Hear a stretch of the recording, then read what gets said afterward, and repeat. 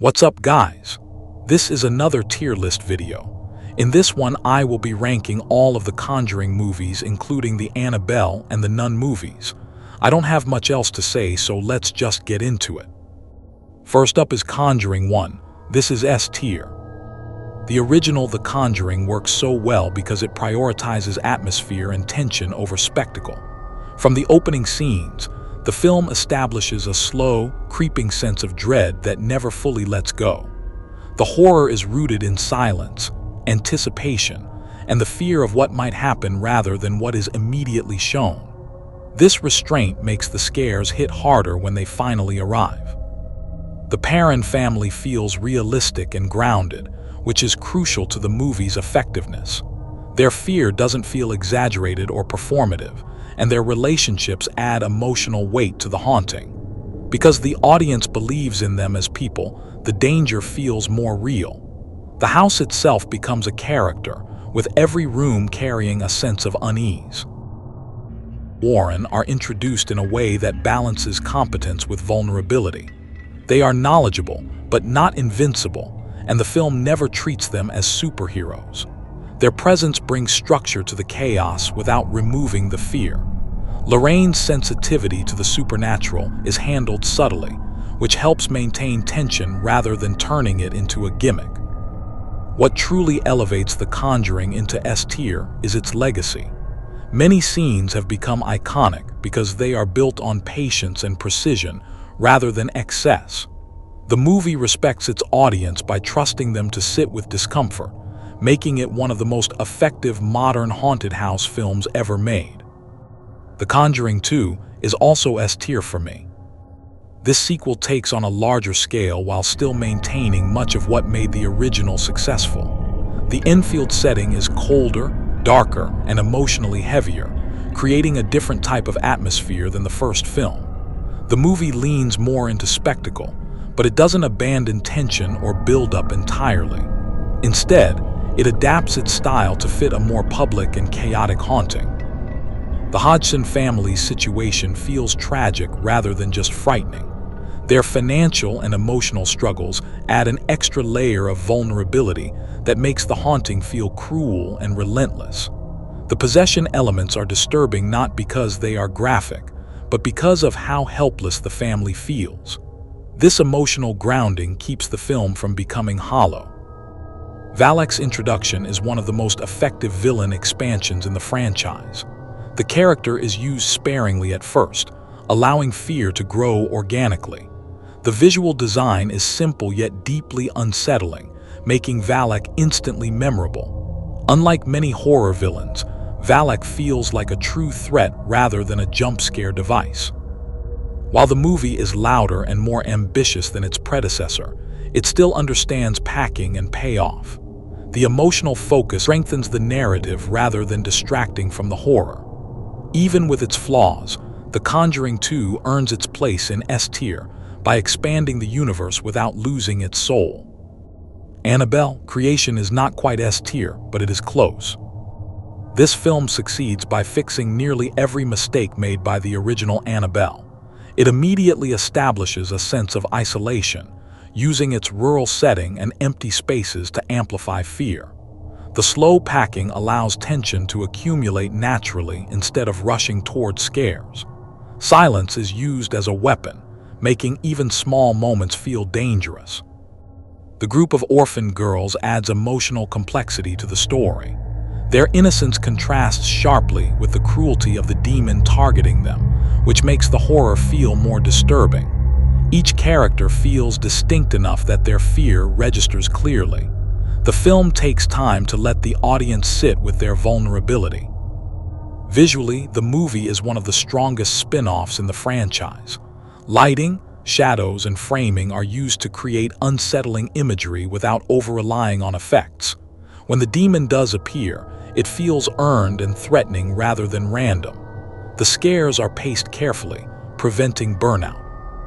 While it doesn't reach the thematic depth of the main Conjuring films, Annabelle Creation proves that spin-offs can be effective when handled with care.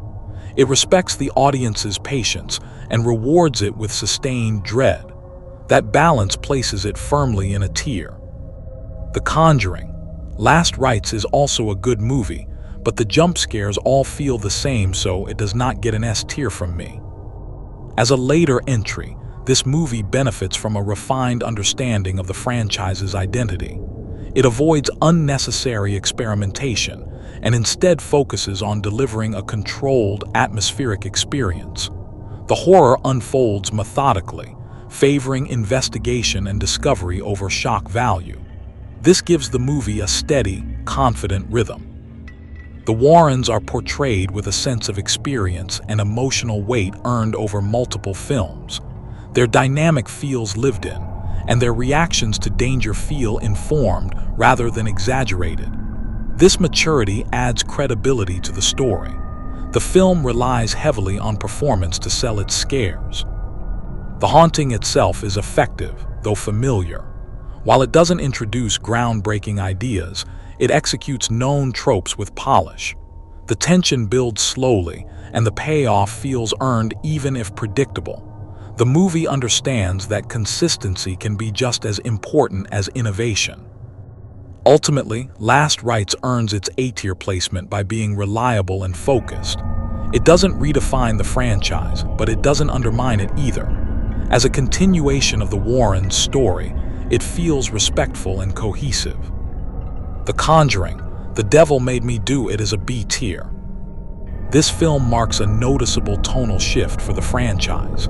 Instead of a confined haunting, the story unfolds as a broader supernatural investigation.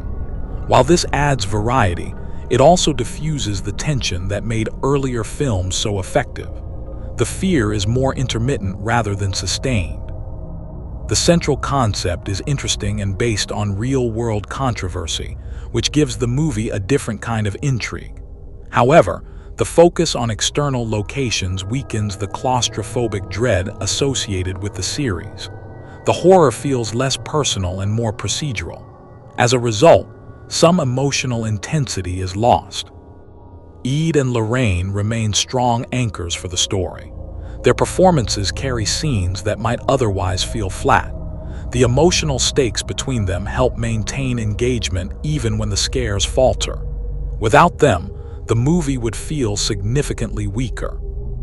While it's competently made, the film lacks the identity that defined earlier entries. It's not bad, but it feels safer and less impactful. That middle ground quality places it comfortably in B tier. The first Annabelle movie is a C tier. The original Annabelle suffers from unfocused storytelling and inconsistent packing. The movie struggles to decide whether it wants to be atmospheric or shocking, resulting in an uneven experience. Some scenes drag, while others rush toward predictable scares. This imbalance weakens tension. The central characters are serviceable but underdeveloped. Their reactions often feel muted, which makes the danger seem distant. Without strong emotional investment, the horror loses effectiveness. The audience is rarely invited to deeply care about their fate. The doll itself is creepy in concept, but the movie fails to use it creatively. Annabelle often feels like a passive object rather than an active threat. This limits the psychological impact and makes the scares feel generic. The potential of the premise is never fully realized. Despite its flaws, the movie has a few unsettling ideas and moments. It's not irredeemable, but it feels like a rough draft of what the franchise could become. That puts it solidly in C tier. Annabelle Comes Home is also a C tier. This movie shifts toward a lighter, almost playful tone compared to earlier entries. By turning the artifact room into the main setting, it introduces many concepts but explores none of them deeply. The result is a scattered narrative that lacks focus. Fear is replaced with novelty. The structure resembles a series of short horror segments rather than a cohesive story. While some of these segments are creative, they end too quickly to leave an impact. The constant switching prevents tension from building naturally. The movie rarely allows dread to linger. The characters are likable enough, but the stakes never feel particularly high. Because the Warrens are mostly absent, the sense of danger feels reduced. The film seems aware of its own silliness, which further undercuts fear. It's more fun than frightening. As entertainment, it works in small doses. As horror, it feels shallow and unfocused. That mix places it in C tier rather than outright failure. The Nun, this is where everything goes downhill. This film wastes one of the franchise's strongest visual concepts. The monastery setting is striking, but the movie relies almost entirely on repetitive jump scares. Instead of building atmosphere, it constantly resets tension. Fear never has time to settle. Valak loses much of its power due to overuse. The mystery surrounding the character disappears quickly, replaced by predictable appearances. What was once terrifying becomes routine. The villain feels more like a prop than a presence. The characters lack depth and emotional weight. Their reactions feel scripted rather than organic. Without believable fear, the audience has little reason to feel invested. The story itself is thin and poorly paced. Despite its visuals, the movie fails on a fundamental horror level. It mistakes loudness for terror and repetition for intensity. This places it firmly in F tier. The Nun 2 is a bit better than the first Nun movie, but that does not mean it's good. While this sequel attempts to improve structure, it repeats many of the same mistakes. The packing remains uneven, and the reliance on jump scares continues. Any progress is superficial rather than meaningful. The horror still feels mechanical. Valak continues to suffer from overexposure. Instead of restoring mystery, the film doubles down on familiarity. The villain no longer feels threatening because nothing is left unknown. Fear is replaced by expectation. Some individual scenes show creativity, but they are isolated. The movie never sustains tension long enough for it to matter. Each scare feels disconnected from the last. The atmosphere never fully forms. Ultimately, The Nun 2 reinforces why this subseries doesn't work. It lacks emotional grounding, restraint, and originality. That cements its place in F tier alongside its predecessor. The Curse of La Llorona is the worst Conjuring movie for me. This movie barely feels connected to the Conjuring universe and lacks the quality control seen in most other entries. The scares are repetitive, the story is predictable, and the characters are underdeveloped. It relies heavily on loud jump scares without building real tension, which makes it forgettable and frustrating rather than scary. If you enjoyed this video, please leave a like and subscribe to the channel. Thank you all for watching.